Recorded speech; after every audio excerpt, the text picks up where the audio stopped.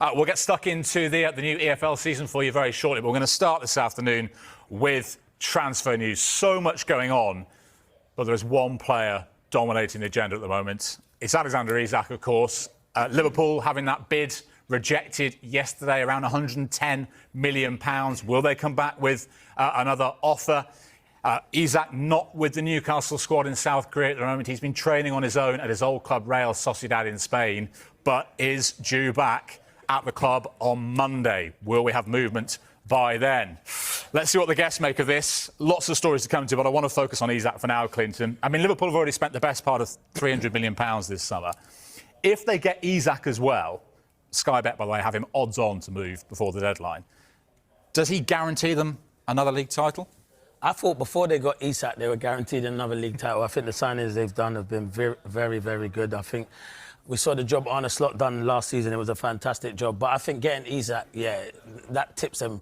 They're favourites anyway, but even more so, you might as well give them the trophy like that. That's my opinion. It might not be everyone's opinion. It's not going to be everyone's in the Premier League and the teams that are fighting for it. But I think Isak, he's the real deal, Jules. He's got all the ability. It won't take him time because he's played in the Premier League for many seasons and delivered. He had an outstanding season last season for Newcastle. Newcastle would be devastated if they lost a player of that calibre. But for me, he's the real deal. He's the complete centre forward. He can do everything. I think he's one of the best around in the world. That's a great finish. He give the ball away.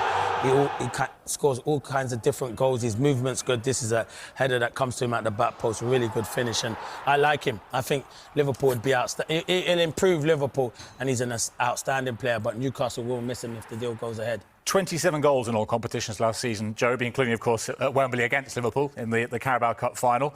Newcastle value him at £150 million. The first bid was 110. £150 million. He's clearly very good. Is he worth that? Oh, well, to Newcastle clearly is, Jules. I mean, you look at the importance with those goals, and probably without them, do they do what they did last year and get themselves into the Champions League? So they're in a really strong position, you know, in terms of the time he's got left on his contract. And, you know, he's as important to them as they say he is, and he's worth what they say he is because they're the ones with the power at the moment. So, listen, it's an awful lot of money, isn't it? £150 million. That would make him one of the most expensive players ever. But like Clinton said, for me, if you look in world football, is there a more complete number 9? And I think the way that Liverpool play as well, you know, we saw with Diaz having to drop in at times last year and being that link player as well, he can go in behind. I don't think they're quite going to get to 150, but clearly that's their starting point, and they can be really, really bullish with that figure. I'm sure the Evertonian on the panel is delighted to see the news of Isak arriving at Anfield soon. I mean, Joby said that making one of the biggest signings of all time. I think he'd be behind Neymar and Mbappe. He'd be third on the all-time transfer list. I mean, do you put him potentially, given he's still mid-20s, in that bracket? I think that's the thing, the fact that he's still mid-20s, he can still get even better. I think the only downside, if there is a downside, is the injury record. But in terms of, you know, the player that he is, exactly the same as what the boys have said. He is the complete forward, isn't he? He's got everything about him. Obviously, his goals, we saw some of them there. His link play, the way that he can dribble past players, his vision, his awareness. He can be that presence, if you like. So he does have everything. So you can understand why Newcastle and Eddie Howe is desperate to keep hold of him. Because I feel a bit sorry for Newcastle, because there was such a feel-good factor, wasn't there, around the club last season in terms of they won the trophy, and you thought if they can keep hold of their key players, Isak being one of them, then they can build on that. What will their season look like? So the fact that they haven't probably got a lot of the players that they wanted to get, and then now they've obviously, you know, a potential of losing Isak, because ideally you think Eddie Howe would have wanted Isak and another striker because of Callum Wilson going. So I do feel for Newcastle fans, but yeah, if you're a Liverpool fan, you're just thinking, wow, I can't wait to watch my side next season if that happens. Yeah, I mean, clearly, you know, his head's been turned. The champions have come in for him, Jamie. You know, the rest of the Newcastle team are out in Asia. He's been training at his old club in Spain, reported an injury, so couldn't go on the tour. How do you assess the way he's handling all this? I think it's very hard, Jules, unless you're in his position. You know, I think it's very easy for the wider public and football fans to kind of criticise footballers. There's always the perception of there being an ideal way of leaving a football club, and it doesn't always pan out like that. And I think this is kind of a product of that. I think that he's probably not injured. As we know, it's probably a bit of a tactical one. I think my gauge on it is that I know 150 million is a lot of money, and I don't think it will quite get to that point. But I think Newcastle have set a bar of 150 million in the interim, knowing that they're not going to pay it, for them to try and source a couple of other decent strikers, and that's what it looks like is happening now. And I think if they can do that, I think they're going to probably meet somewhere in the middle with Liverpool, knowing that they've got a couple of people to come in. And I think there was talk of two, and I think Wissa might have been one as well. And if you get that, like Sue mentioned before, you did probably need two to compete. And I think at times Newcastle fell short when Isak was injured, that they didn't quite have that replacement. So for Newcastle fans, it might feel, you know, down in the dumps at the moment in terms of where the season might look. But you could spin it in a positive way and say you're going to get two players where we spoke about before, that if they can, I know then there might not be Isak, but together they could chip in and get to those kind of levels and keep them, you know, fighting at the top end of the league. So it could end up for a positive in the end for Newcastle. Yeah, because it's so interesting, isn't it, the mood around Newcastle, the positive end to last season, the trophy, the Champions League football again, and yet, you know, now they've struggled to bring players in the summer, it seems. Isak, their main man, could be going. But as Jamie says there, Clinton, Mbappe left PSG, they win the Champions League. Coutinho, a few years ago, all Liverpool fans were panicking when he left, and it was actually the making of them. Could this be Newcastle's Coutinho moment? Oh, I'm not sure. If he goes. See, it's a hard one because Isak's leaving, but Isak's, no disrespect to Newcastle. Newcastle's a big football club. He's going to a better football club, in my eyes, that have better players in Liverpool. So it's a great move for him. You can understand why he wants to go to Liverpool. But at the same point, I'm like what Sue and the lads have said. I feel sorry for Newcastle because you're right, they had a great season. In particular, Eddie Howe, who's done a fantastic job there. I do think Newcastle's recruitment can be better. They've signed Alanga, who I think will be a good signing. And obviously, we're hearing rumours they're interested in Sesko, who's a very good striker. Bid's gone in for him. Well, let me tell you, he's a good striker. But do we know if he can come to the Premier League and hit the ground running? That's what we're going to need to have a look at. But we see some of his goals. He can finish. He's got good, as I say, he scores all kinds of goals, but it's a different league to the Premier League. The Premier League's the best league, but he'd be a good signing.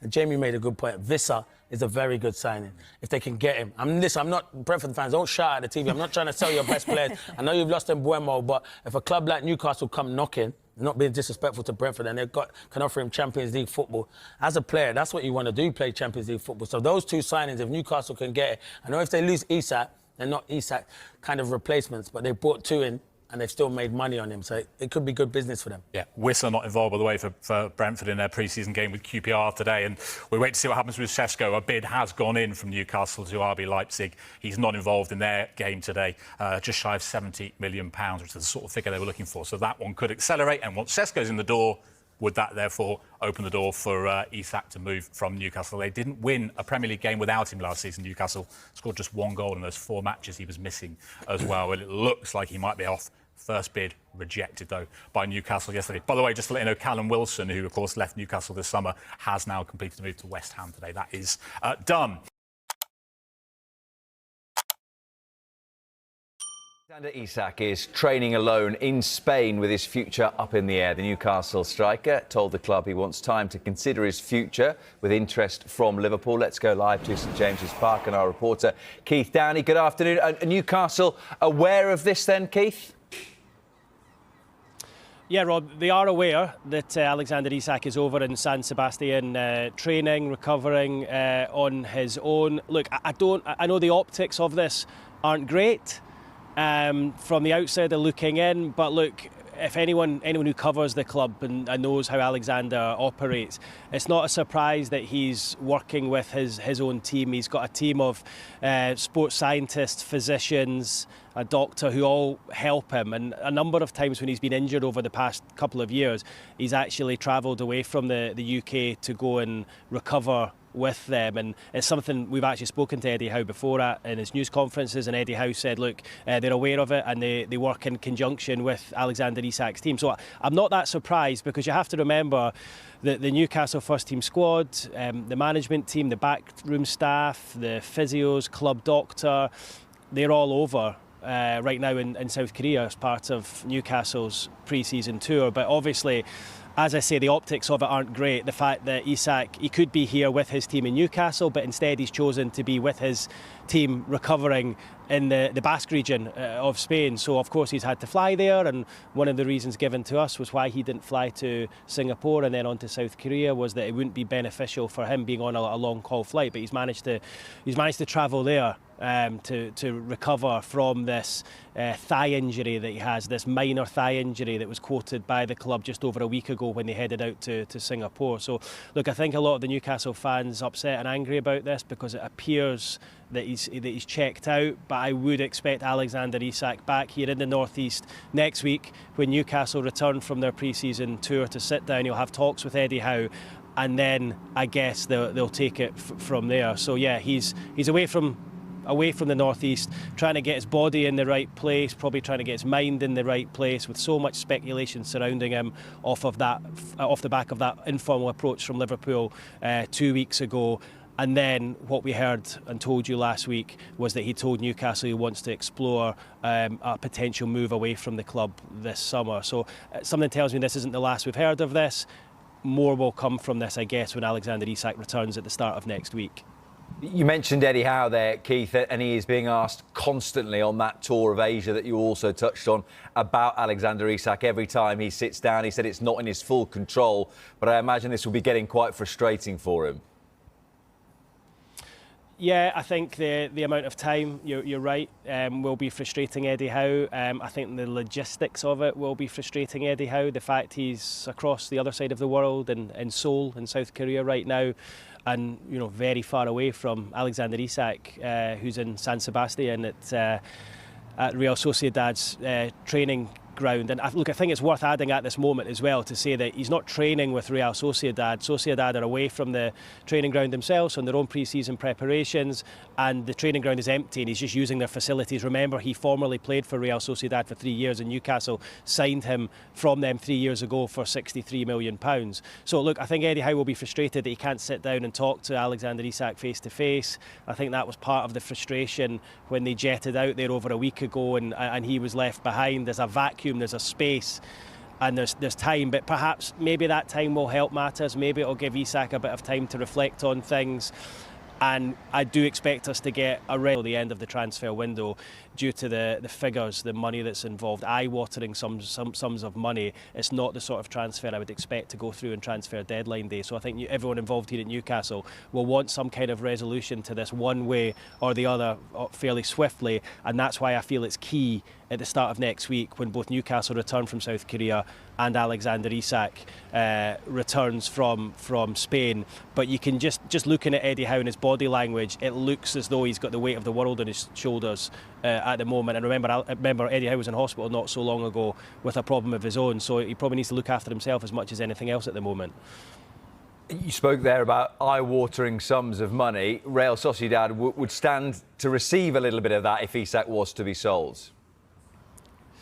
Yeah, well, the sums that are being quoted, I mean, my understanding is that Newcastle would not sell, well, they don't want to sell Alexander Isak. Of course they don't. He's one of the best strikers in the world. But if he was to go, it would take an offer of around £150 million, which, of course, is a Premier League record. So a huge sum of money. Remember, Newcastle paid, as I mentioned earlier, 58 plus 5, so £63 million package for Isak's services 3 years ago. Sociedad would stand to make 10% of anything over £60 million. So if Isak was to go for £150 million, they would stand to make 10% of that £90 million profit. So look, they've got an eye on the situation as well. He's clearly got a good relationship with the club, and that is why they've allowed him to use his training facilities over in San Sebastian. I guess everyone here at Newcastle United will just be hoping that he comes back in a better frame of mind and a better shape physically than he was when the club travelled out to Singapore on the first step of that pre-season tour just over a week ago.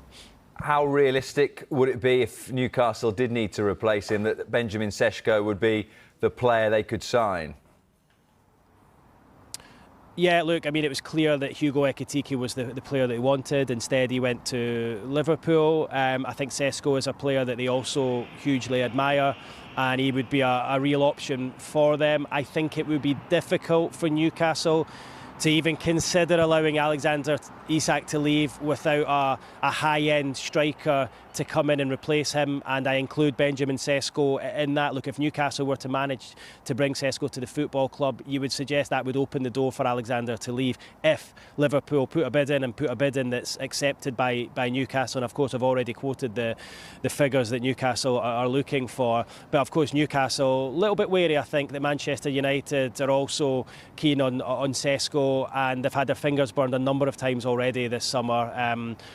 By my last count, round about 8 players they've gone for and have chosen to go elsewhere. So they keep losing out to other clubs, big clubs of course. They've already lost out to Manchester United for Brian and Mbeumo, and I think it'd be a really difficult one for them to take if they were to lose out on Sesko as well. And you think if they were to lose Sesko to Manchester United, that would then have ramifications in terms of what they do with Alexander Isak, because there is no way Newcastle United would even consider allowing Alexander Isak to leave if they don't have a replacement and a top-end replacement lined up to come in and replace him. So look, it's going to be a really interesting couple of weeks. As I say, I don't think it's going to go right on until the end of the window, but I feel as though we're going to get a little bit more on this next week once Isak returns, Newcastle return, and they can all sit down and speak to each other face to face.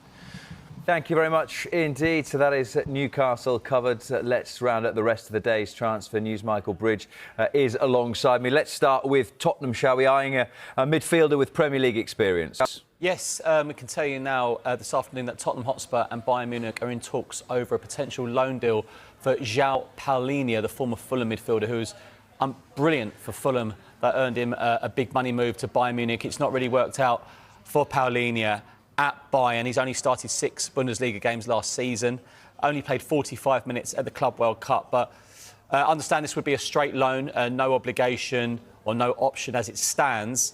But if it was to happen, it would give Tottenham some real experience in that sort of number 6 central midfield role. I think there'll be some departures as well, but yeah, they do need a few players in as well, and that would add some real quality in that midfield.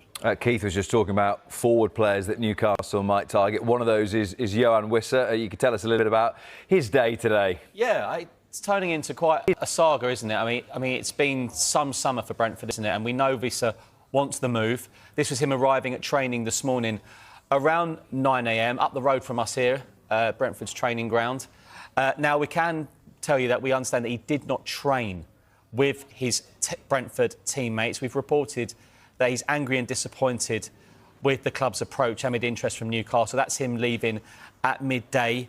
He's adamant he wants to leave and he feels he might not get a chance of playing in the Champions League. It's Newcastle, the club he wants to join, and goodness me, do Newcastle want to bring in some new faces. But Brentford are insisting Wissa is not for sale, and there does seem to be quite a difference in valuation between the two clubs. Let's just finish with Nottingham Forest, who have confirmed the signing of their own today. It's been quite a few days for Nottingham Forest, isn't it? With Morgan Gibbs-White committing his future to the club, and now they've signed Dan Ndoye from Bologna in a deal worth £34 million, 5-year contract, beat off interest from Napoli as well. So a good few days for Nottingham Forest ahead of what's going to be a very, very busy campaign for them with them in Europe. Michael, thank you very much indeed. Manchester United's Rasmus Højlund has vowed to fight for his future at Old Trafford after the club made Benjamin Sesko their top transfer target if they bring in a striker. Højlund scored United's opening goal in their 4-1 friendly win over Bournemouth last night, but has struggled since a £72 million move from Atalanta in 2023. We reported earlier this month that AC Milan were exploring a deal. Well, after that Bournemouth friendly, Højlund said, I think the most important thing for me is just to keep working hard and stay focused, and then obviously we'll see what happens. I think my plan is very clear, and that is for me to stay and fight for my spot, whatever happens. Competition is fine with me, it sharpens me, I'm more than ready, I'm feeling sharp, so I'm welcoming everything that comes. I think it's good with competition, and it only sharpens the team. It's not been great because the supporters, I think, have kind of turned on him a little bit as a result of that. He has told Newcastle he wants to explore the potential for a move away from the club this season. That, of course, this summer, should I say, that amidst the interest from Liverpool. There is now concrete interest because that offer was made this morning, as I say, for £110 million plus around £5 million in add-ons that Newcastle have turned down for two reasons. One, it doesn't meet their valuation, and two, if they were to sell him, if they were forced to sell him, they would want a top-level replacement lined up, and they have not managed to do that so far this window. So it leaves Newcastle in a difficult position. As you rightly say there, we expect Liverpool to come back in with a second formal offer. They're preparing that formal offer as we speak. But Newcastle standing firm, rejecting the first one on those two reasons that I say. So this could be the biggest transfer of the summer. It would be a Premier League record if Liverpool were to get their man, but Newcastle rejecting that first approach from Liverpool this lunchtime as it falls well short of their valuation of the Swedish international. Keith, given the fact that the informal approach happened a couple of weeks ago, then we've had bid number one. Bid number two seems to be coming soon, it would appear. What does that tell us about the timeline of when Liverpool at least want this deal done? We've still got a month left in this transfer window. Yeah, I mean, look, there's plenty of time to do a transfer, but this is a big transfer. It's an eye-watering sum of money. We saw Liverpool do a deal earlier in the window for Florian Wirtz. They wanted to do that early due to the figures that were involved. Similar sort of figures is their first bid here. You know, similar fee that they paid for Florian Wirtz. I don't think this one will drag on until the end of the transfer window. I don't think Newcastle can allow that. There's too much. There's too many numbers involved. I think Newcastle will want something concrete out of this. You know, a resolution one way or the other, probably within the next 10 days, I would suggest. Newcastle are back from South Korea on Monday morning. Isak will be due back from Spain as well. He's of course over there training on his own. I don't know how much the club were aware that he decided to make that journey out there to do that. However, there's no surprise that he's training and recovering with his own physios and sports scientists, because it's something he does do quite often. Newcastle are comfortable with that relationship, so it's going to be intriguing to see what happens next week when Isak's back and Newcastle are back. There's obviously a chasm between them at the moment, with Newcastle away out in South Korea and Isak in San Sebastian in the Basque region. But I just think this is the sort of transfer Newcastle can't leave until the end of the window. They need to find some kind of resolution to this. But as I say there, Newcastle looking for a replacement, and a top level replacement as well. That doesn't come quickly, that's not easy, it's not cheap. We know they like Benjamin Sesko. Will they decide off the back of this, because Isak's so unsettled? If Liverpool up their bid to allow him to go, they will probably have to throw the kitchen sink at Benjamin Sesko to get him, because we know that Manchester United are really interested in him as well. So yeah, look, I think it will rumble on a bit, but I honestly don't think this is going to go on until the dying embers of the transfer window, due to the, as you rightly say, the seismic proportion of this transfer. You mentioned a little bit there about Alexander Isak, you know, how he's recovering physically from that minor thigh injury earlier in the summer. But what about, I suppose, his mental state and his stance right now towards where his future is likely to head? Yeah, well, look, that was the official line. That Isak had a minor thigh injury, and that's why he didn't travel with Newcastle on their pre-season tour. But look, without doubt, Newcastle and Eddie Howe wanted Isak with them. They didn't want him recovering by himself. Clearly, in addition to that, that was a bit of a smokescreen for the fact that his head has been turned by Liverpool's interest in him. Their unofficial approach a couple of weeks ago, they've made it clear they want to add him to their striking ranks. And I think at this stage of his career, 25, almost 26, he sees this as a real sweet spot in terms of moving. Yeah, and he also feels that you know, he was promised, or he was told he would get paid more at Newcastle than what he is at the moment. He would receive a pay rise and a contract extension. That hasn't come about. Those talks have been shelved, and we're stood here, and it's a bit of an impasse. So look, his head is turned without doubt. Newcastle are hugely frustrated by the situation. I think frustrated even more by the fact that they can't sit round the table with him and talk, due to the fact, as I said, he's in Spain and they're in South Korea. And it's getting to the stage where something is going to have to give here, because his relationship with the supporters has become strained at best. I can see some of the things that are written on social media. The fans not happy about the way he's gone about things, but he's obviously felt, and his representatives have felt, that if he is to get the dream move to Liverpool, he's going to have to agitate to some extent, and that is what he's doing at the moment. It'll be up to Newcastle whether they allow that agitation to move to become a transfer, and he will get his way if this summer to get Alexander Isak's head, and not just his body, into the right shape ahead of the new season, because without doubt he's been hugely affected by everything this summer, hence why he is away from the squad right now, training on his own over in the Basque region. Yeah, and you know, Alexander Isak and the outcome of this situation with him, that will necessarily colour the complexion of this transfer window for Newcastle. But just put into context overall, that aside, Keith, of how challenging it's been for Eddie Howe's side. David, it's been a disaster. It's been an absolute disaster for Newcastle this summer. This was a window where they wanted to strengthen. Remember, they've not added really anyone significantly for the past 3 windows. They've held back their finances to have a real go at it this summer ahead of a Champions League campaign. I reckon they had at least 125, 130 million pounds to spend before sales. They've already sold Sean Longstaff to Leeds United. They had money to spend. They were looking to add a goalkeeper, a central defender, a right winger and a forward. They've only managed to add the right winger in the shape of Anthony Elanga from Nottingham Forest. They're still looking for those other 3 positions. I actually think they're probably looking for another midfielder as well, off the back of Longstaff moving to Leeds. If Isak was to go, they then need 2 forwards. All they've got left is young Will Asula, 21-year-old, who there was a chance he might have been sent out on loan. So it leaves them so light in attack, and that is why I say Newcastle will not allow Isak to go until they have got a top-level replacement, and they're few and far between at the moment, aren't they? I mean, we're 4 weeks left of the transfer window.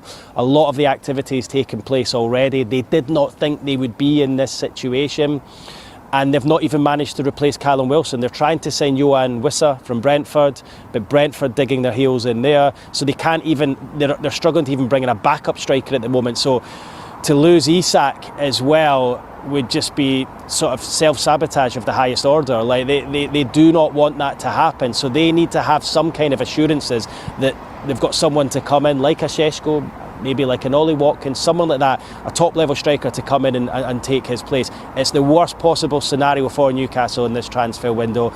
Eddie Howe wanted players in quickly. He said that at the end of last season he wanted the club to act quickly and diligently. They've not done that. They've tried for a number of players, missed out for a number of different reasons, and they're stood in this position where they're scrambling around with a week to go, and that is before you add the Alexander Isak situation on top of that. So it has been a disaster for Newcastle this summer. They've got a month, should I say, to try and make up for that, but I think it's really difficult when this Alexander Isak situation is overshadowing their whole recruitment drive.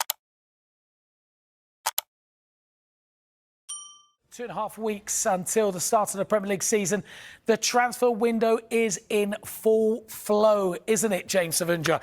I'm pleased you're joining me to discuss all the latest news. And, I mean, what's huge news to start with? Granit Xhaka on his way to Sunderland. Very eye-catching, this deal, isn't it? Sunderland have really pushed, and they've got their man. We understand the fee is £13 million plus £4 million in add-ons, a significant fee, you'd say, for a 32-year-old who's also going to sign a 3-year contract. Sunderland confirming that deal and that fee with Bayer Leverkusen today. Now, Sunderland upped their total offer by £7 million to get this deal done. They really wanted to bring in Granit Xhaka, all that experience, to get them into the Premier League and keep them in the Premier League. They're there now, but it's been a long time away. They need to stay there, and someone like Xhaka can really help them. What is fascinating about this is he left Arsenal 2 years ago. He had a really successful spell there, wanted to head to Bayer Leverkusen, had 2 really successful seasons there. Erik ten Hag, now the manager at Bayer Leverkusen, a really interesting quote from him during pre-season, because he said that we've already lost 3 very important players. We know some of those in the Premier League already. We won't let any more go. So we wait to see how happy Erik ten Hag feels about this, losing a key player just on the eve of the new season. But for Sunderland, this is a great bit of business, albeit an expensive deal they've done. But I think they'll feel vindicated if they remain a Premier League club, if Granit Xhaka plays a role in keeping them there. Yeah, they need that experience in the midfield. What a remarkable deal. Again, surprising considering Ten Hag's comments. Didn't want to let him go, but looks set to join Sunderland. Now, 2 England internationals, James, might be heading to Serie A and with Napoli. Who are they? Yeah, Napoli are after a winger. They've been looking at Alejandro Garnacho in the past. These are the 2 players that could be potentially on their way to Italy, but they're on the list, but not quite the priority players. Jack Grealish and Raheem Sterling. According to Sky in Italy, they're on the list of alternative wingers that Napoli are looking at in this transfer window. They're not the priority signings for them, but I think later on down the window, we could see moves for these 2 players, because they've clearly got very limited options at their current club.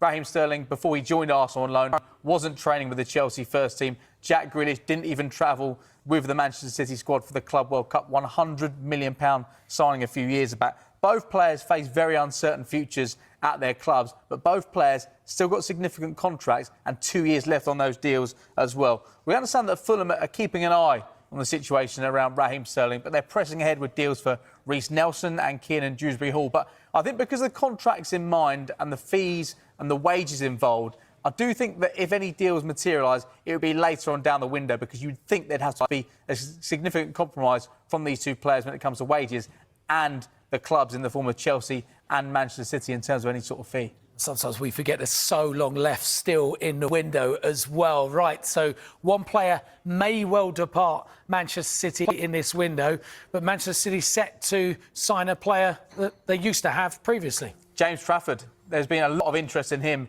this season, considering what he did last season in a Burnley shirt. 27 clean sheets. They barely conceded a goal over the course of 46 matches in the Championship. So hot property. Newcastle wanted him. They agreed a deal with Burnley to buy him, but because Manchester City inserted a clause in his contract with the buyback, it means they're going to pay £27 million to re-sign him. He's set to begin his medical today at Manchester City. So another blow for Newcastle. They were powerless with this, because they could have paid no matter what they wanted, but because of that clause in the contract, he's heading back to Manchester City, which sets up a really interesting situation. Ederson, he has been injury prone over the course of the last few seasons. Stefan Ortega stepped in on a number of occasions.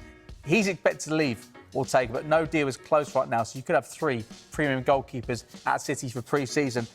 But what is going to be fascinating, who is going to be that City number 1 at the start of the new campaign? Will it be the youngster, or will it be the decorated Ederson, who's won so many trophies for Manchester City, but he's always been linked away over the course of the last few seasons? So that is going to be fascinating. James Trafford returning to Manchester City. You're our fancy Premier League guru, so I'll be asking you that question on the eve of the start of the season, because City's number 1 might be something that fans might be looking at. Now, Liverpool, loads to talk about Liverpool. They've been so busy in the transfer window.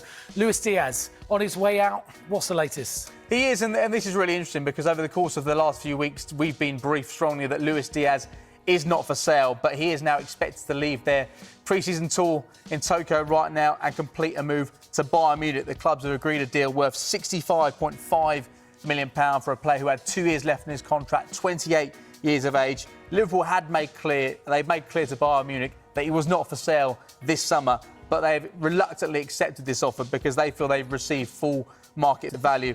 It's a deal that Luis Diaz and his representatives had pushed for. He spoke to the media openly a month ago and said that his agents are speaking to other clubs. Well, Bayern Munich, where he's going to be heading, so from the English champions to the German champions, it's a deal he wanted. I think Liverpool, because of the situation, they couldn't tie him down to a new contract. We understand this broke over the course of the last 24 hours or so. Liverpool had pushed to try and extend his contract beyond those 2 years, but he was in that situation whereby he'd have gone for free in 2 years' time. They wouldn't have got that fee, around £65 million next summer. So reluctantly, after having his best season in a Liverpool shirt, he's set to head to Bayern Munich. That's huge money as well for Luis Diaz, 28-year-old. Now, knock-on effect to a certain player and a certain striker we've been talking about all transfer window, likely going to continue to talk about.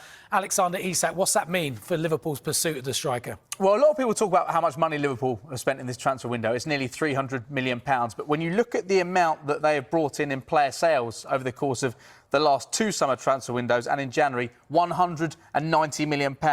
So that man, Alexander Isak, perhaps this becomes more realistic, bringing in money from Luis Diaz, because we understand that whilst Hugo Ekitike has come in, there is still that massive interest in Alexander Isak, and you can understand why. As for Isak himself, he's told Newcastle he wants to explore his options in this transfer window. So we wait to see if that interest that Liverpool still have materialises in a bid, because we know they contacted Newcastle. Newcastle made clear not for sale. You've heard the figures, 120, 150 million pound.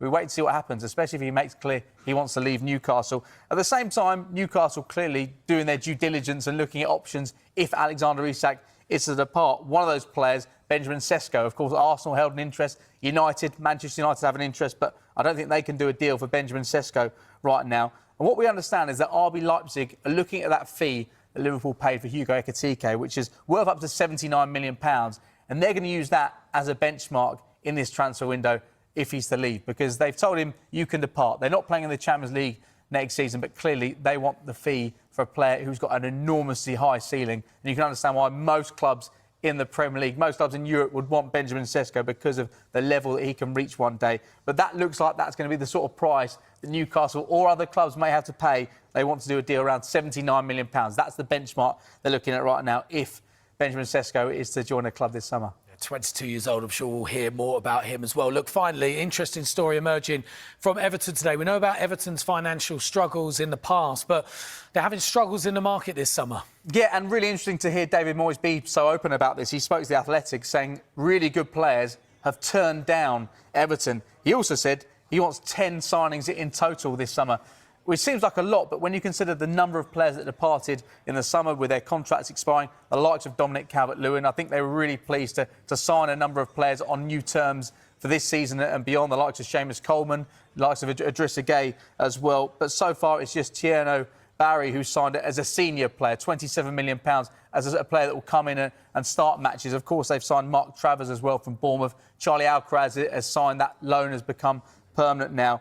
But it's a really interesting situation for Everton, and David Moyes clearly very frustrated. The fact that players that aren't wanting to join Everton, this new project there with David Moyes back at the helm, a brand new stadium. You think all the enthusiasm around the new season in this new stadium, which looks incredible. Well, the fact is they lost 3-0 to Bournemouth. They lost to Preston, I think, last week as well. And they're struggling to sign players. So worrying times with just a couple of weeks ago before the start of the season for Everton.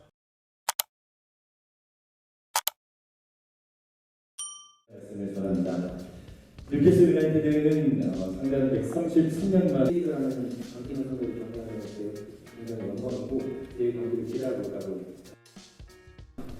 Yeah, he, to a degree, control what's next for him. So I'd love to believe all possibilities are still available. So we've received no formal offer from any football club for him. So my wish has always been that he stays and we see him again play next year, but that's not in my full control.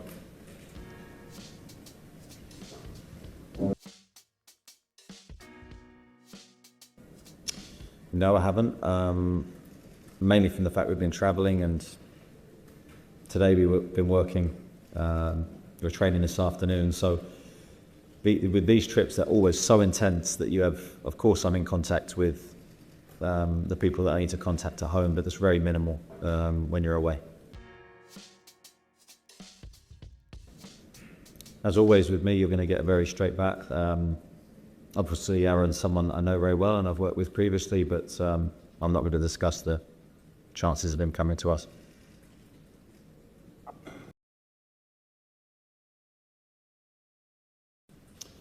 Yeah, I think it's going to be obviously an important time for us. I think that there's lots to take in. We have to bring in the right players at the right prices. I don't think we should in any way act out of character for how we've always tried to work in the windows. We try to do what's best for the football club in a strategic way. and that can't change. So if the right player isn't out there for the right price, then we can't do the deals. Yeah, I think it's exciting. We had a very good season last season. I think sort of Champions League qualification and winning the cup was amazing, but we don't want to just sit on that. We want to build again. We've got that experience of Champions League this year from the previous 2 years ago to sort of learn from. So I think we'll be better prepared from that. And we want to keep moving forward. We said that we're sort of aiming for top of the league, however soon or long that sort of takes to happen.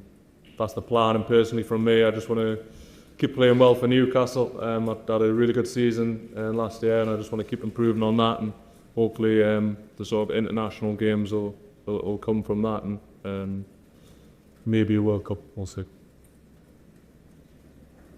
Yeah, I think it's slightly unclear what's going to happen short term with him. I think we're going to have to make an assessment on where we see him fitting in best currently. I think we've had only a very short-term impression. I think 1/2 training sessions, and I think it's been very positive so far. Seems like a very good person fundamentally, and it's all new experiences for him, but I'm sure he'll do very, very well. We're very keen to look at this as a future market for us, assigning similar type and profile of players. So this is hopefully a good start for that. Thank you. Thanks very much. Good to see you. Thank you.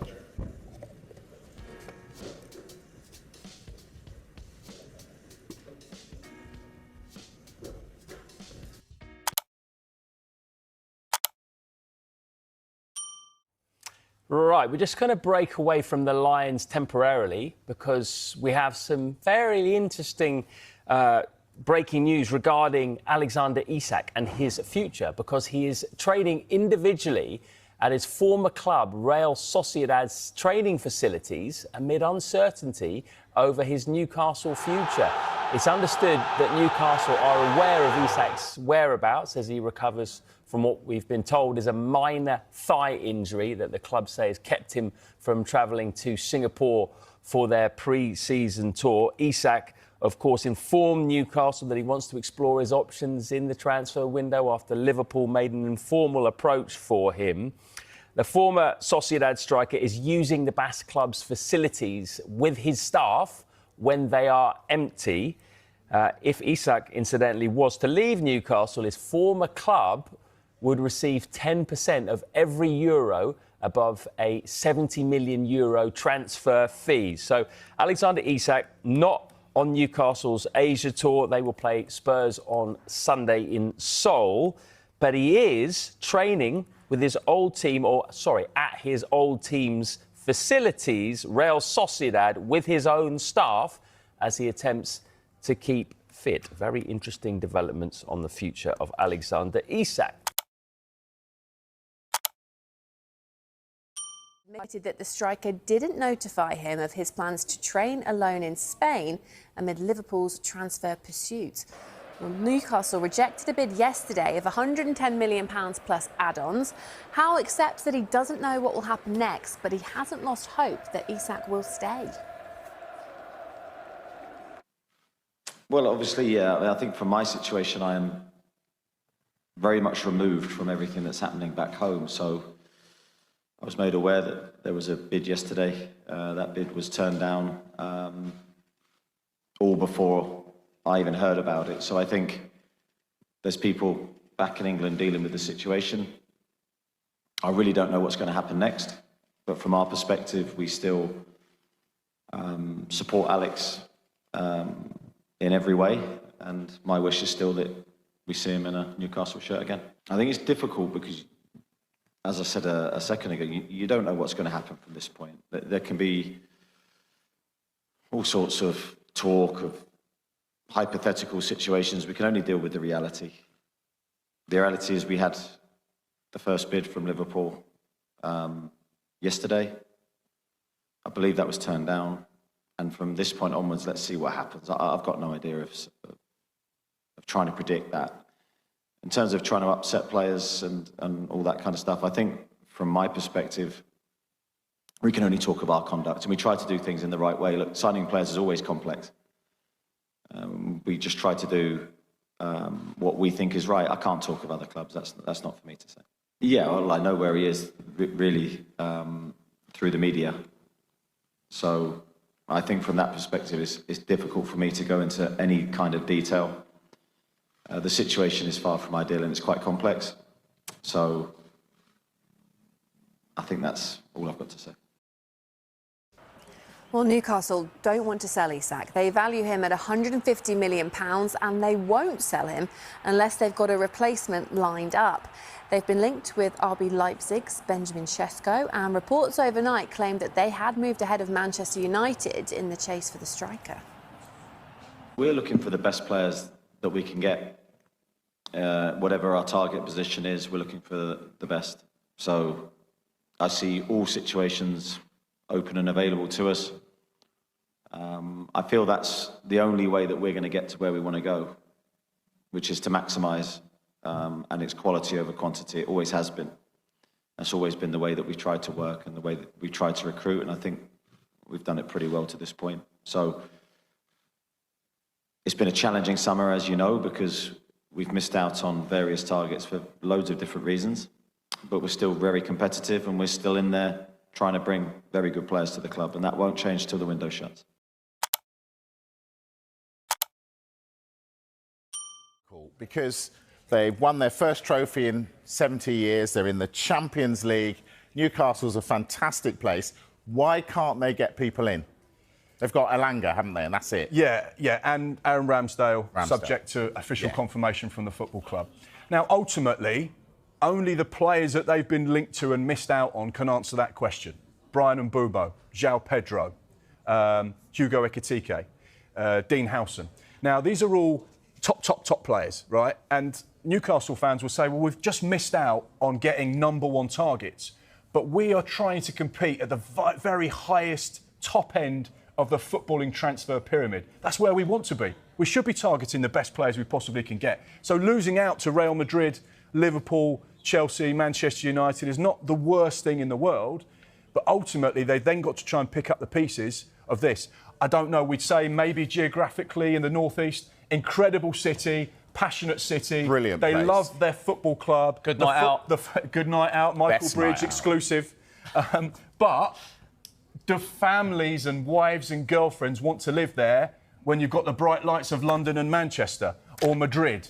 That may be a question only those players can answer. I think it was hard for Newcastle fans as well. It's like sort of hit a wall out of nowhere because we've talked about Newcastle transfer shows after the last few years. Kieran Trippier sort of starting it all off, huge success. Sven Botman, yes, injuries, huge success. Bruno Guimaraes, probably the best midfielders in the league, huge success. Sandro Tonali, obviously had this betting ban, but great player, huge success. Anthony Gordon, huge success. Yeah. Most of their recruitment has been a huge success. Isak, took a risk on Isak. A lot of clubs looked at Isak, they took the risk. So it's a bit of a shell shock, I feel, for Newcastle fans this summer. Yeah, Eddie Howe's been so instrumental in attracting players. You know, these players that have all wanted that Premier League opportunity, and he's convinced them to come to Newcastle because this is an exciting project. You will be a part of something special. This is a fan base unlike anything else in the world, and you will love playing for them. But that little bit of magic that you had in those conversations clearly isn't working at the moment.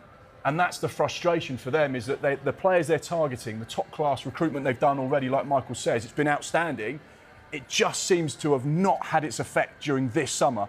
But they are going for players that, whilst they're realistic, they're just unattainable because of the other clubs that are coming in to try and get them. And that's where I feel sorry for Eddie Howe, and that's where I feel the frustration of Newcastle fans, because not only is the conversation about losing their top player, but also trying to attract players is becoming a bit of an issue.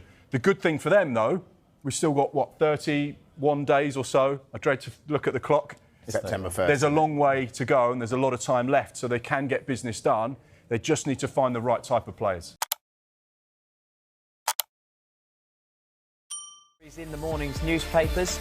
Joining us, Charlotte Dunker, football reporter for The Times, and Miguel Delaney, chief football writer at The Independent. Welcome to you both. Let's quickly run through the back pages. Here's the Mirror. Old Trafford United make Ollie Watkins, the Villa and England star, their #1 target. There's also a big focus on the Lionesses, the Queens of Europe, after their parade through London. The Ollie Watkins story is everywhere. This is the Sun's back page. What a striker. United want £45 million Villa man. There's also a focus on the Lionesses and on Newcastle as well. Ed's gone over Isak. That's Eddie Howe's comments that he made earlier. We'll get into that. As for the Mail, they go with Watkins and Benjamin Sesko, top United's hit list. Serena's victory dance. We saw that earlier in the hour. Serena Williams dancing with her favourite rapper. And the Express United turn to Ollie. The Guardian, they focus on the cricket pitch battle. India's head coach in angry clash with Oval ground staff. And Leah Williamson saying her Lionesses are not done yet, making history. As for the Telegraph front page, big focus on the Lionesses. Serena Wiegman lost for words. That is a rarity, as she was surprised by her favourite musician. And England manager, India fury at Oval groundsman is another story. We're going to get into that as well towards the end. And the Times front page, playful Serena, the Lionesses dancing queen, with also a focus on the cricket spat. And then the Star back page, summer Ollie days. I think we'll give headline of the day to them. Manchester United want striker deal for Ollie Watkins. There's a bit of a discrepancy over the amount of money they might have to pay. I think we'll start with the Mirror here, Miguel. The newspapers are suggesting could be 60 million, could be 45 million, but it seems like Manchester United are looking to Ollie Watkins to solve their striker crisis. Does that feel a good fit for you? Yeah, absolutely. I think above anything, especially when you consider some of the strikers that Manchester have signed lately, the most obvious one being Højlund and Xerxes, who may yet have potential, and that's up for debate. Watkins is a proven Premier League goal scorer. And given Manchester United's difficulties last season, one of the biggest being in front of goal, I mean, it's an immediate solution to that problem. I know it sounds so simplistic, but sometimes it is that simple. He's a guarantee of goals in that sense. He knows the division. We're talking about a player in his prime. If there is some variation on the potential price you have to pay, the other side of that is, I don't think there's much variation yet on the line that Villa are making clear, which is that he is not for sale. Now, the one thing about that I would say is, I mean, yes, it's their stated position, or sorry, their position people understand from behind the scenes. But in a market like this, where PSR involves situations where executives talk about how sometimes you have to sell players before you necessarily want them for football reasons, it's hard not, and given the noise coming out of Old Trafford, it's hard not to think that something might be possible down the line. Maybe as they get closer to the window, or as Villa think about their own business. Yeah, Charlotte, you've been writing about this story as well. You're in Chicago following Manchester United on their pre-season tour. Your angle is slightly different. Ollie Watkins and Benjamin Sesko at RB Leipzig are the two targets for United. And there's one line I want to pick out. The club need to decide which option better suits Ruben Amorim's style. They've only got a fortnight till the season starts. Yeah, as far as I understand it, these are the top two targets, and as I've said, they're looking at how one of them will fit into the system. But as Miguel's pointed out, this summer Manchester United have started targeting Premier League proven players, which would lead you towards Ollie Watkins. You've also got the situation where Villa are interested in Garnacho, one of the players that Manchester United are trying to get rid of. So could there be something done there in terms of that? Sesko would cost them a lot more money, but he's a lot younger. Ollie Watkins is 29, Sesko is 22. There's obviously pros and cons for both of them. So I think it's just something that United Chiefs are weighing up at the moment. We're also being told by people we speak to that it's a possibility they go into the season without a new number 9. I mean, you look at what happened to them last season and the lack of goals, but in the game against West Ham at the weekend, Rasmus Højlund didn't score, but he's starting to build that relationship with Keane. You've got Mbeumo that's going to come into this system as well. He spoke to us yesterday about how he could possibly play through the middle, and he's a proven Premier League goal scorer as well. So there's plenty of options still on the table. I don't think it's necessarily they're 100% going to go for Watkins and they're going to get him. Like Miguel said, Villa are very strong in their stance at the minute that they don't want to sell their front man. So there's lots of negotiations to go. It's highly likely that they'll go into that Arsenal game without a new number 9, but obviously the transfer window's still open until September. So yeah, it's one that's probably going to play out and we'll be talking about for the next few weeks on here. Yeah, I think we will, and always good to have a backup plan. The Mail is following a similar line to yourself, Charlotte. Watkins and Sesko topping United's hit list. Aston Villa are in the Europa League, Miguel. Manchester United are not in Europe. Is the lure of Manchester United still such that he would snub European football? Yeah, I mean, I don't want to sound like an internet meme in this sense, but it is still Manchester United. The name alone carries stature. I suppose it's still like a little bit like with Brian Mbeumo, who's obviously been talking about Watkins today. I know we'll come to that. Charlotte's interviewed him. But United still offer that possibility. There's always that sense. And really, I suppose, the belief that eventually it's going to get right, and it's still Old Trafford, it's still the potential trophies, all of that. So, yes, it does hold allure. On the other side, I suppose, you mentioned Villa being in European football. I did mention their PSR situation there.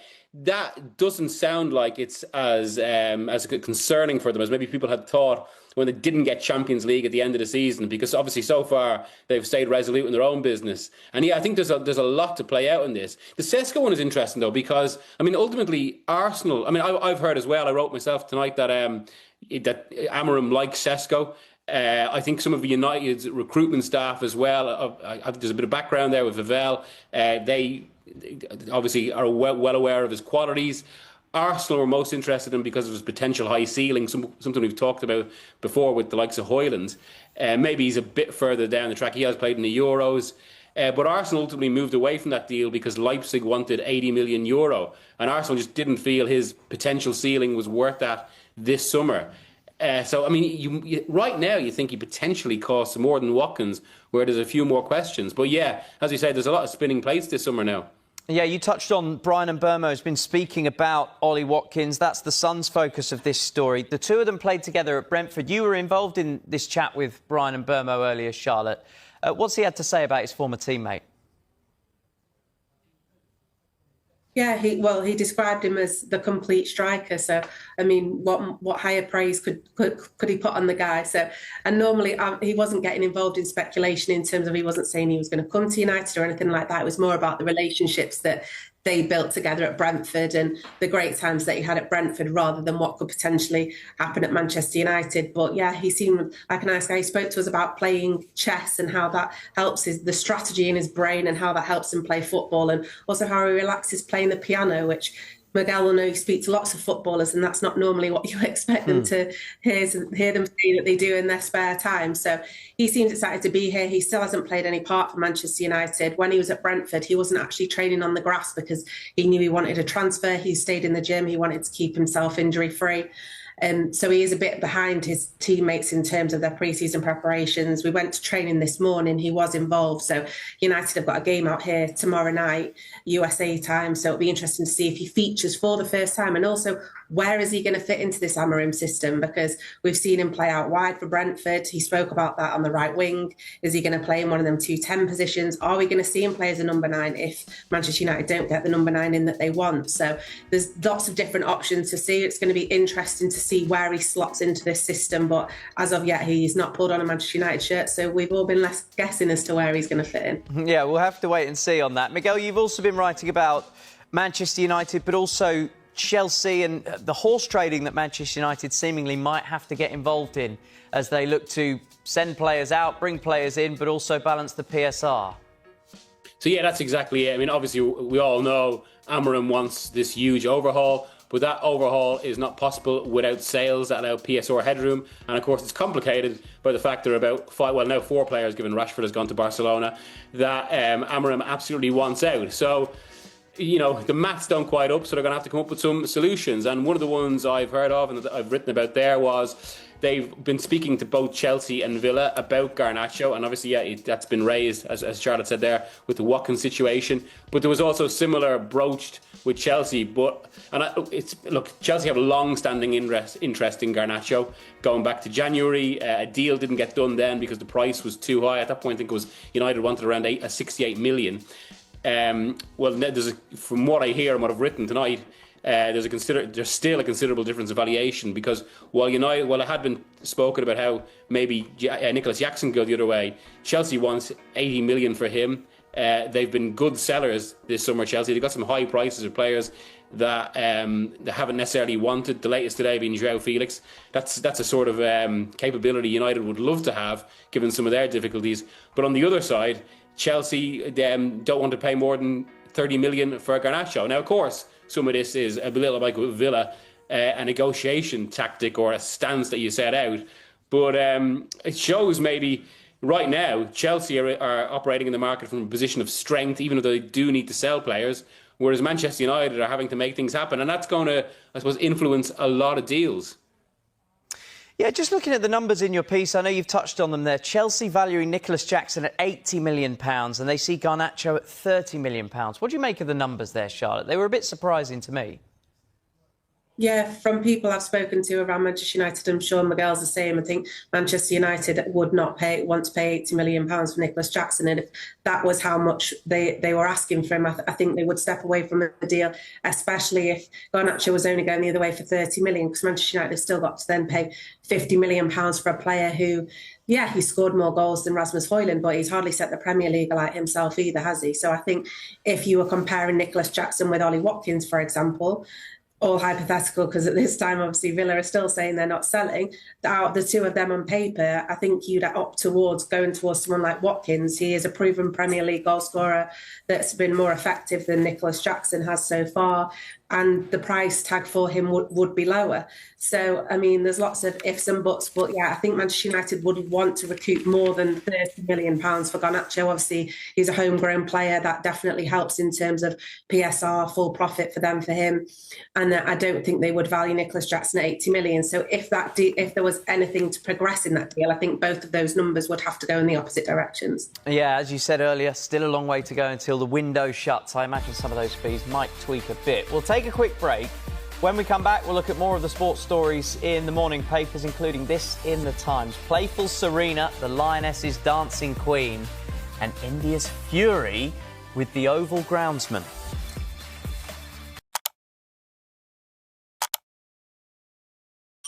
The possible arrival of a new striker mean for the future of Rasmus Højlund? I'm really happy with Rasmus. I don't know what is going to happen until the end of the market. The important thing is that the strikers that are here are working really well, are improving, are helping the team, and that is the most important thing.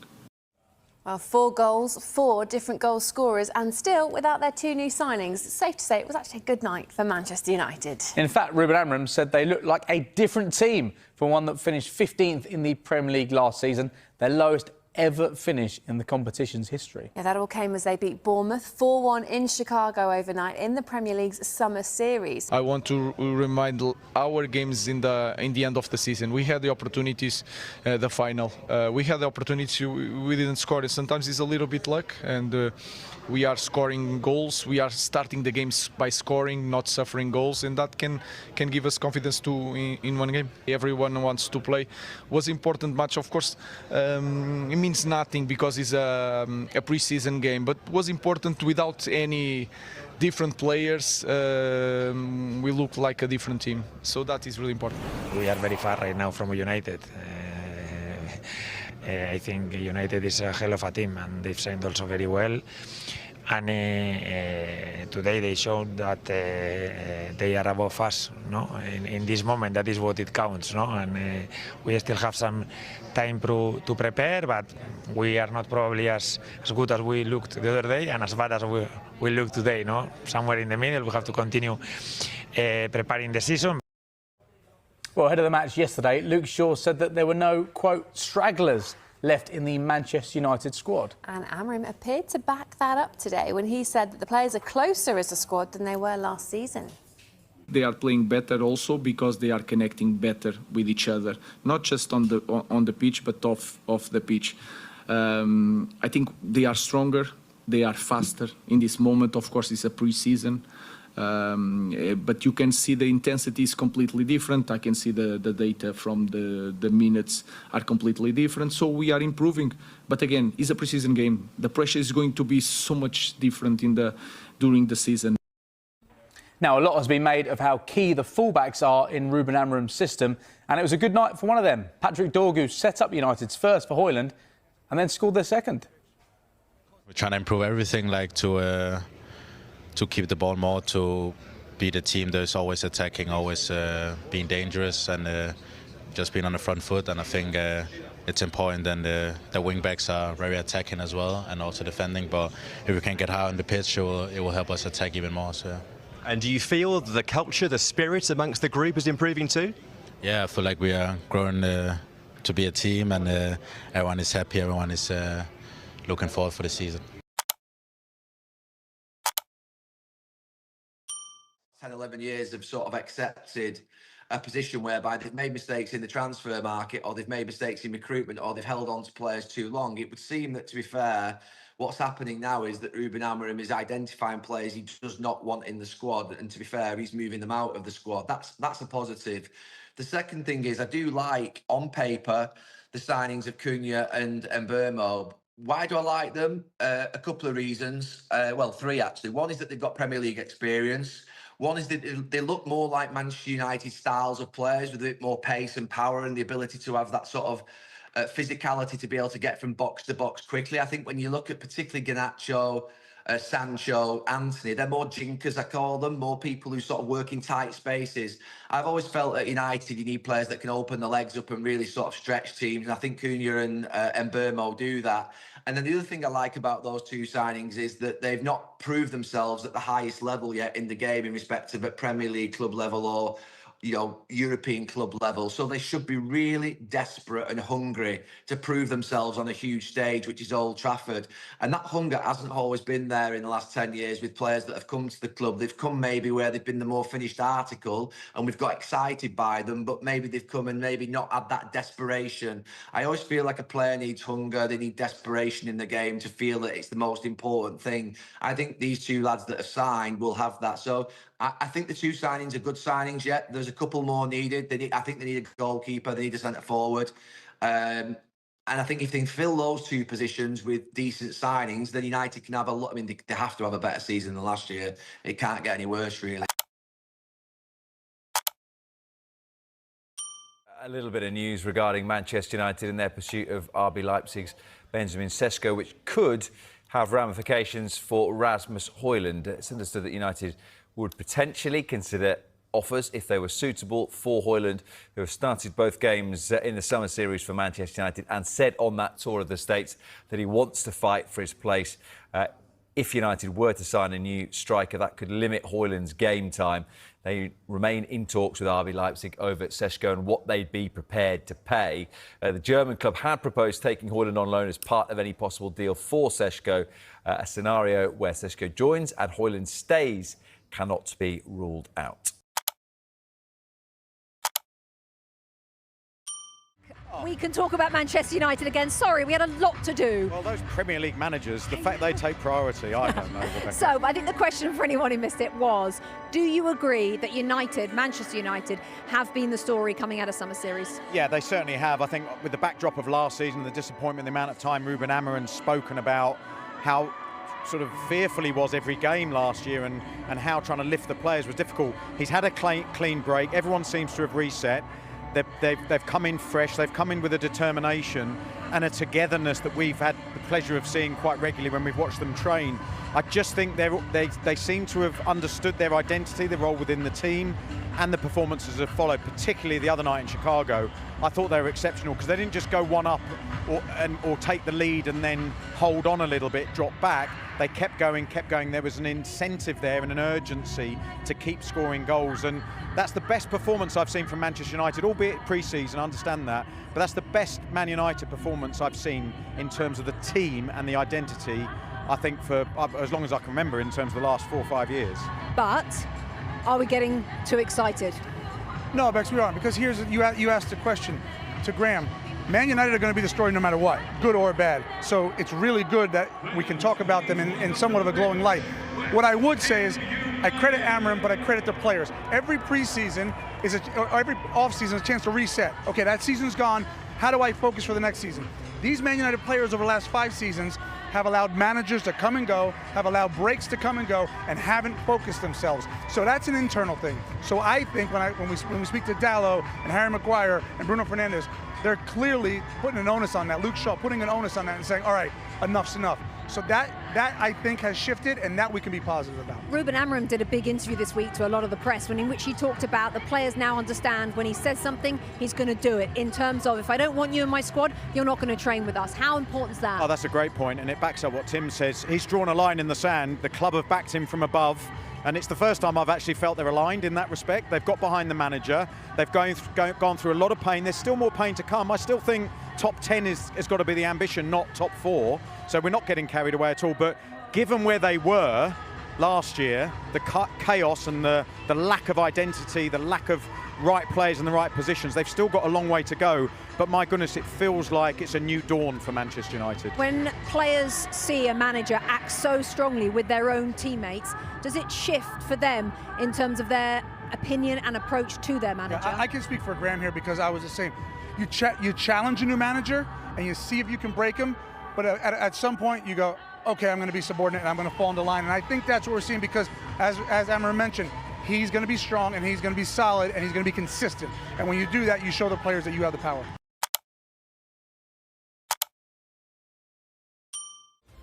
First on Sky Sports Catch Up, the latest on Alexander Isak's transfer saga. And Newcastle have made their move to sign a potential replacement. They've made a bid worth £70 million for RB Leipzig's Benjamin Sesko, but that is yet to be accepted as talks remain ongoing between the clubs. That includes an initial payment of £65.5 million. Newcastle have presented their vision to the Slovenian striker, and Sesko is considering his options, with Manchester United also interested and holding talks. The 22-year-old was left out of Leipzig's squad for Saturday's friendly against Atalanta amid the uncertainty over his future. More breaking transfer news to bring you in. Newcastle have made a formal bid to RB Leipzig for Benjamin Sesko. Now, we understand that the offer is £65.5 million plus £4.3 million. This matches Leipzig's valuation. Newcastle have presented their vision to the Slovenian striker and they want the deal to happen. Sesko is considering his options, also with Manchester United at the table. Now, the player is open to both projects. He remains a top target for Manchester United. It was thought that United would have to make sales in order to bring in a striker. Now, whilst their priority is to offload players, it's understood that United can buy before selling, provided there are sales before the window closes. And it's understood that RB Leipzig are interested in Manchester United striker Rasmus Højlund and have explored the conditions of a loan. So Newcastle have made a formal bid to RB Leipzig for Benjamin Sesko. Plenty going on. We will keep you across all of the updates here. Talks with Southampton around a deal for Aaron Ramsdale to head to Newcastle. Now, the deal under discussion right now is a loan with an option to buy. Ramsdale, you can understand why he's keen to finalise the move to go potentially from a Championship side to a Champions League side in the form of Newcastle. No official bid at this moment in time, but things could accelerate pretty quickly. Newcastle did look into the possibility of signing him permanently last summer from Arsenal. They couldn't agree upon a fee, so he went to Southampton instead and signed a 4-year deal at Southampton. Ramsdale, Eddie Howe is a huge fan of him. They worked together. Eddie Howe signed him from Sheffield United to Bournemouth, gave him his Premier League debut. Newcastle want to bring in a keeper who can challenge for the #1 spot, challenge Nick Pope. Aaron Ramsdale could be that man because it's not going to be James Trafford. On that note then, is there a bit of goalkeeper musical chairs going on?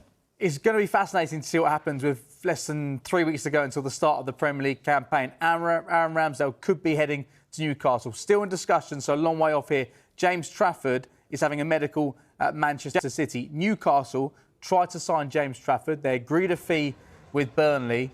But Manchester City, when James Trafford departed Manchester City, he agreed a clause in his contract, a matching clause in the contract. And Manchester City have decided to activate that. So they're going to spend £27 million to bring him back to the football club. What I think is going to be fascinating is who starts that first Premier League match against Wolves. Will it be Ederson or will it be James Trafford? And now will it be Ortega, who's a top goalkeeper as well? Exactly. And he's made some important saves for Manchester City over the course of the last few seasons. Let's bear in mind that save against Son 2 seasons ago arguably won Manchester City the Premier League title.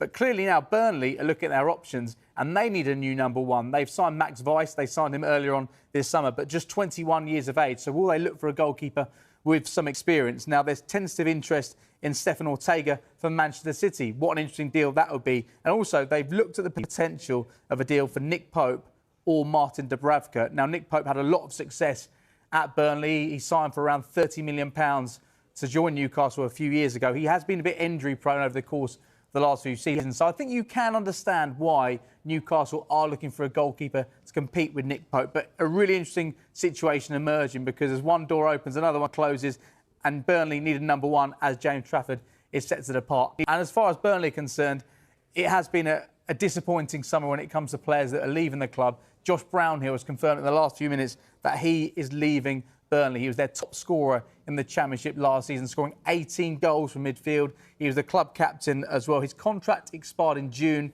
There was a new contract offer on the table. We weren't sure what he was going to do, but he has confirmed in the last few minutes he will be departing Burnley. He's ready for a new challenge after 5.5 years at Burnley, 2 promotions in there as well. He's had a really successful time there, but he's ready for a new challenge. He's held talks with a number of clubs, some in the Premier League, some domestically, some across the world as well. So we wait to see what his next steps are. But Josh Brownhill is departing Burnley. James Trafford will be departing any minute because he has a medical at City right now.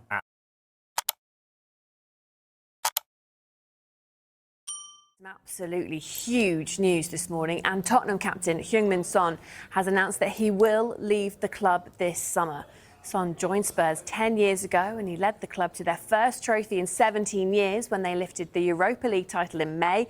Son was speaking in his home country of South Korea ahead of a pre-season friendly against Newcastle.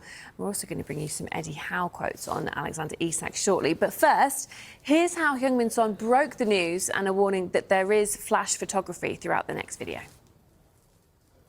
Before we start the press conference, I just want to share the information that I decided to leave this club in this summer. So, and yeah, respectfully, it's a club and it's helping me to my decision. So, just want to share this information before we start the press conference. So, thank you. It was the most difficult decision I made in my football career. So I've been here 10 years in a beautiful club and beautiful fans, and having such amazing memories. And after that, leaving this club, I think it was just so hard to make that decision. But as I said, I just felt like I need a new environment to push myself and to get more of me. I think I just need a little bit of change. I mean, 10 years is a lot of time when we're thinking about it. So, and I came to North London as a kid, 23 years old, very young age. Young boy came to London who even didn't speak English. So, and leaving this club as a grown man, this is very, very proud moment. So I just want to say thank you all of the Spurs fans that gives me so much love, and felt like it was my home. So, but yeah, it was one of the toughest decisions I ever made. It. So, yeah, I hope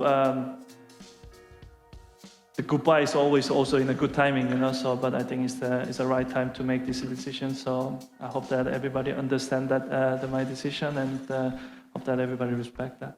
It's very, very hard to tell the teammates that sometimes I spend more time than with my family, because we're traveling together, we're spending time every single day in the training ground, maybe 5-6 hours every single day. So yeah, I think we know more than what everybody thinks. So, but everybody was a bit disappointed, but in a very happy way, you know. So that's what was my feeling, but. I don't know what the actual feeling is, but to be fair, they were very happy. But also one of the side, I think they were a little bit disappointed. But yeah, that was more my feeling. So just take a look at this. He leaves the club as a true legend at Tottenham. Only 3 players have scored more goals than his 173 in all competitions, and those are 3 strikers: Harry Kane, Jimmy Greaves, and Bobby Smith. Well, Son sits 5th on the list for all-time Spurs appearances. He played 454 times over his 10 seasons, overtaking Kane, Glenn Hoddle and Hugo Lloris in his most recent campaign. And as Son mentioned himself, he thinks the timing is right. After lifting the Europa League trophy back in May, he became the first captain to lead Spurs to victory since Ledley King back in 2008, and just the 4th captain in Tottenham's history to lift a European title. That was all achieved, of course, under Ange Postecoglou, but his new boss, Thomas Frank, says it is a fairy tale ending for Son, and a warning that there is more flash photography here. He's a truly Spurs legend in every aspect. I think one of the best players I actually ever played in the Premier League, in my opinion, as a winger.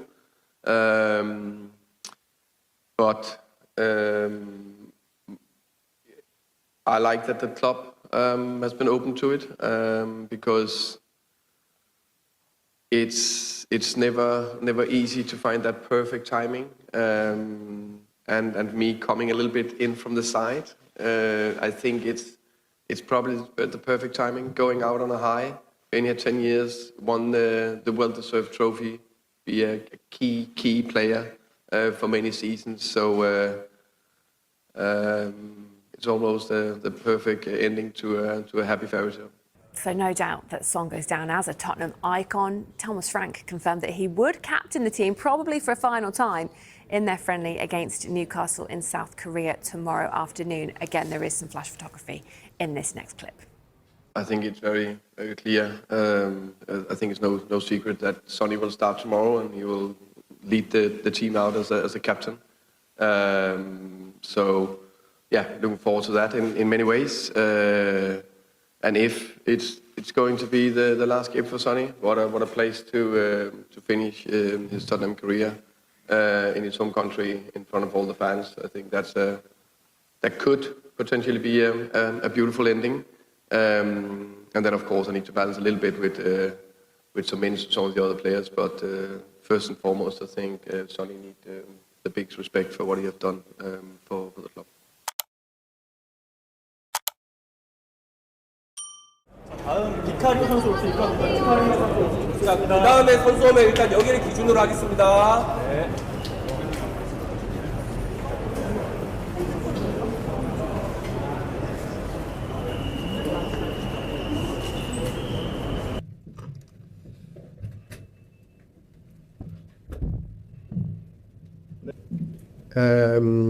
I think it most likely was Sonny's last game.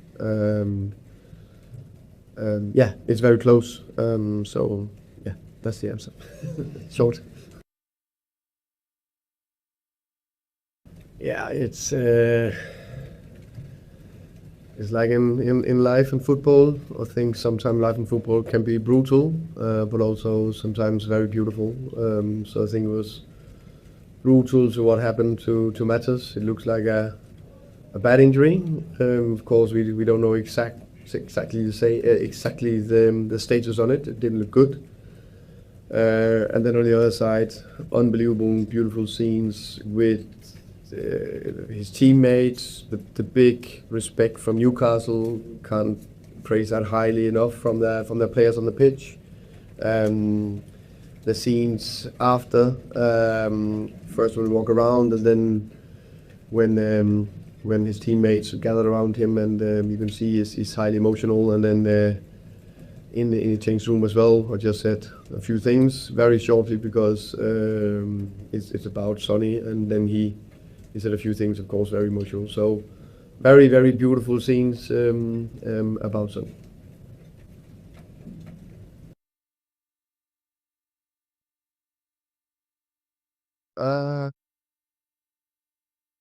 Not too much. If I'm honest, knew he had to play. He would play this game no matter what. If this was potentially his last game or not, he would captain the team. So I think the only thing was I spoke a little bit about him with him. You know, I like to make sure we honored him in the right way. Of course, also had a little bit of a professional view on it, so I need to have other players on the pitch as well. So bits like that. But that was the only bit I was at.